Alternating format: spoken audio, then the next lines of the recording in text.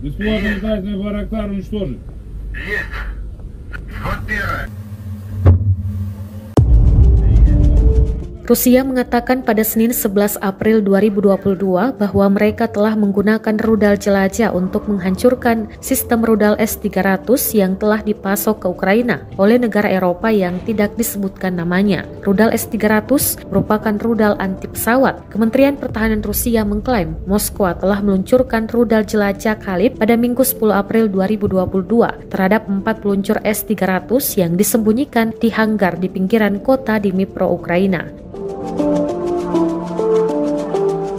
Rusia mengatakan 25 tentara Ukraina terkena serangan itu. Rusia tidak mengatakan negara Eropa mana yang memasok sistem S-300. Negara anggota NATO, Slovakia, yang telah menyumbangkan sistem rudal semacam itu ke Ukraina mengatakan bahwa senjata yang dipasoknya tidak terkena.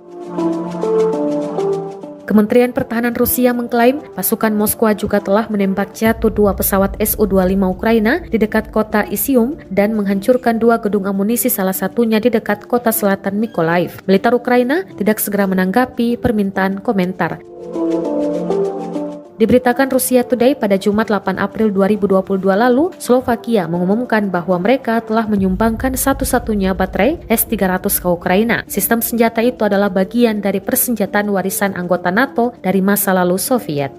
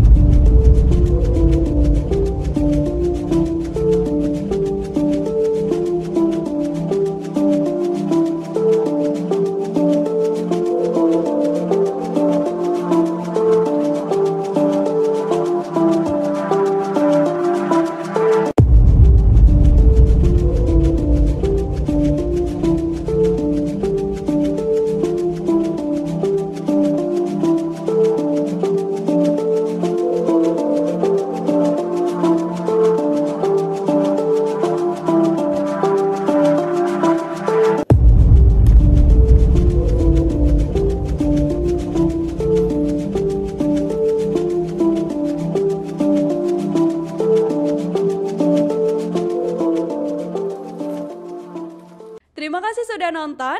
Jangan lupa like, subscribe, dan share ya.